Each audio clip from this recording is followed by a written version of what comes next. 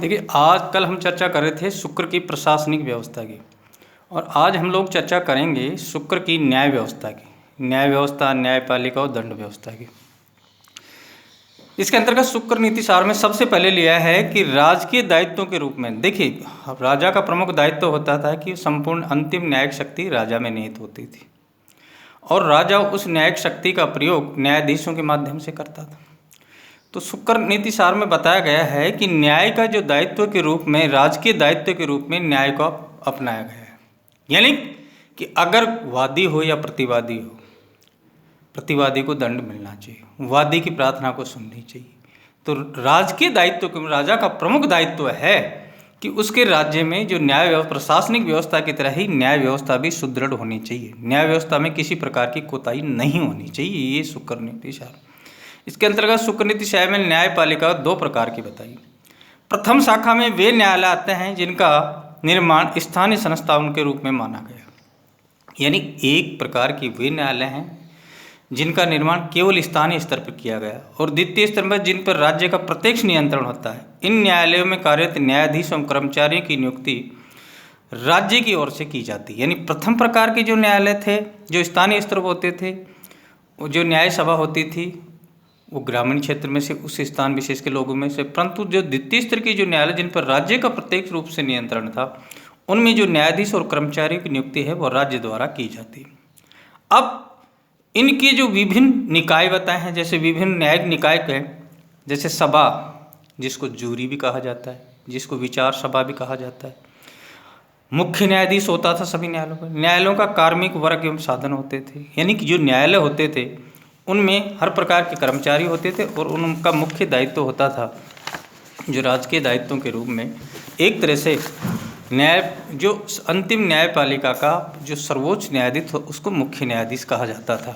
तो यानी राजा और न्यायाधीशों के लिए आचार संहिता होती थी। देखिए, राजा और न्यायाधीशों के लिए मुख्य रूप से न्यायपालिका के अंतर्गत कुछ आचार संहिताओं का पालन करना जरूरी था। जैसे वादी और प्रतिवादी की बातों को भली भांति सुनकर सभासदों की राय से निर्णय लेना चाहिए। चाहे न्यायाधीश हो चाहे राजा हो, न्याय करते समय उसको वादी और प्रतिवादी दोनों की बातों को भली भांति सुनकर, और सभासदों, जो भी विचार सभा है, जूरी है, न्याय सभा है, उसकी बातों राय से निर्णय लेना चाहिए। राजा को एकांत में वादी प्रतिवादी के कार्यों को कभी नहीं देखना चाहिए। राजा का भी मुख्य दायित्व होता था कि वह एकांत में अलग से वादी और प्रतिवादी के कार्यों को कभी नहीं, और न ही उनकी बातों को सुनना चाहिए। राजा को न्याय करने के रूप में अपने कर्तव्यों को समुचित पालन करना चाहिए। राजा जब भी न्याय करेगा वो अपने कर्तव्यों को समुचित रूप से उसका पालन करेगा। न्यायिक प्रक्रिया में समय राजा अथवा न्यायाधीश को वादी के प्रति सम्मानपूर्ण व्यवहार, चाहे राजा हो चाहे न्यायाधीश हो। अगर किसी व्यक्ति ने गलती की है, यानी वादी और प्रतिवादी, तो वादी के प्रति भी सम्मानपूर्ण होना चाहिए और प्रतिवादी के प्रति भी उसका व्यवहार सुनो। वादी को भयमुक्त और आश्वस्त बनाए रखना चाहिए। ये राजा और न्यायाधीश का मुख्य दायित्व है। लेखक द्वारा प्रतिवादी द्वारा कहे गए वचनों को जैसा उसने कहा वैसा ही लिखना चाहिए। अगर राजा द्वारा उसको अविलंब चोर की भांति दंड देना नहीं चाहिए। यानी जैसे वादी प्रतिवादी ने जो किया है, जो कह रहा है, उसको उसी भाषा में, उसमें किसी प्रकार की पक्षपात नहीं होना चाहिए। न्याय सभा यानी जूरी के सदस्यों द्वारा वादी प्रतिवादी के बयानों को यथारूप में लिखे जाने तथा उनकी यथार्थ व्याख्या नहीं किए जाने उनको दंड देना चाहिए। अगर जूरी के सदस्यों द्वारा वादी प्रतिवादियों की बातों को ध्यान से नहीं लिखा गया है, उसमें किसी प्रकार की लापरवाही की है और उनकी यथार्थ बात को सही नहीं लिखा गया, तो उनको भी दंड देना चाहिए। सभासदों को सत्य बात सभा में अवश्य कहनी चाहिए। जितने भी सभासद हैं उनको हमेशा सत्य बात सभा में अवश्य कहनी चाहिए। वादों का निर्णय प्रमाणों, विधि के प्रावधानों तथा साक्ष्यों पर आधारित होना चाहिए, तथा लिखित और मौखिक प्रस्तुति जन्य साक्ष्य के आधार पर ही सत्य व असत्य का निश्चय किया जाना चाहिए। यानी जितने भी वादिक निर्णय हैं उनका निर्णय करते समय विधि के प्रावधानों और साक्ष्यों के आधार पर ही निर्णय करना चाहिए। सत्य बात के आधार पर करना चाहिए, असत्य बात को महत्व नहीं देना चाहिए।